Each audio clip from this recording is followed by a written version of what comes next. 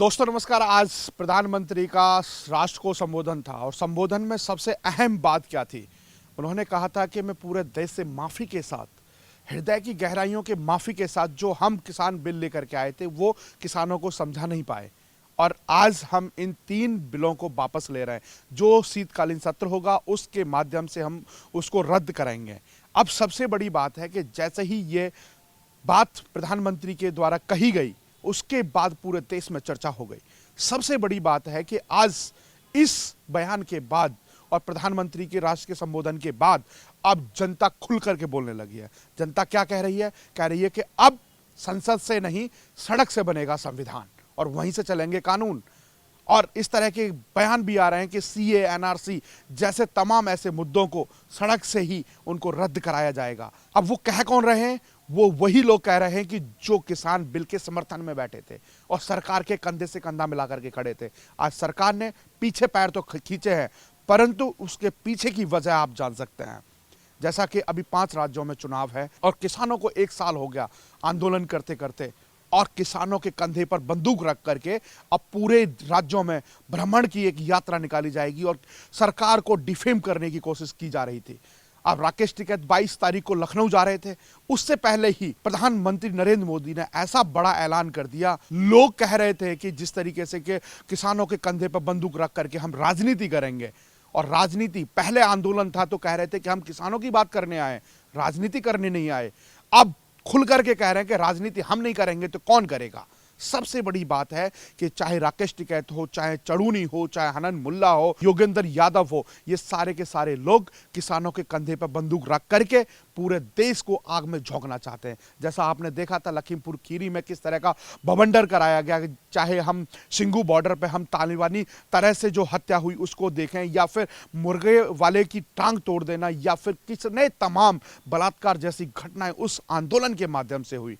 और उसी आंदोलन से देश के प्रधानमंत्री को गालियां तक दी गई और नारा लगाया गया कि जैसे इंदिरा को ठोका है ऐसे ही मोदी को ठोकेंगे। इस तरह के नारे थे। खालिस्तानी मूवमेंट वहां से पनप रहा था। एक ही झटके में नरेंद्र मोदी जी ने सारे लोगों को काम तमाम कर दिया। राजनीति जिसके नाम पर करना चाहते थे वो फेल हो गई। सबसे बड़ी बात है, हम जैसे कि किसान आंदोलन का था तो हमने सोचा कि हम जन जन की बात आप तक पहुंचाएंगे और हम गांव-गांव देहात में जा करके हमने लोगों से, जो वास्तविक किसान हैं उनसे बात करी। वो किसान तो कह रहा था हमें कोई समस्या ही नहीं है इन बिलों से, परंतु जो बिल आने वाले थे उनसे कहीं ना कहीं बहुत अच्छी शुरुआत एक किसानों के लिए अच्छी पहल थी सरकार की तरफ से, परंतु उसको 1 साल आंदोलन करने के बाद सरकार को पीछे हटना पड़ा। बड़ा ऐलान करना पड़ा कि हम रद्द कर रहे हैं। आज पूरे देश में इस पर बहुत बड़ी चर्चा है। सरकार समझ नहीं पा रही है, इस तरह की बातें चल रही हैं। कुछ लोग तो कह रहे हैं कि इसी को कहते हैं थूक करके चाटना। अगर आज नरेंद्र मोदी जी ने ऐसा काम किया होगा तो कहीं ना कहीं कुछ समझ के ही किया होगा। ऐसा लोग ये भी कह रहे हैं। मोदी है तो मुमकिन है, इस तरह की बातें भी कह रहे हैं। अगर मैं बात करूं कि और कुछ लोग कह रहे हैं कि धारा 370 और 35A के लिए अगर लोग सड़क पर आ जाएंगे तो उसको भी वापस करना पड़ेगा, वो भी रद्द करना पड़ेगा। इस तरह की बातें चल रही हैं।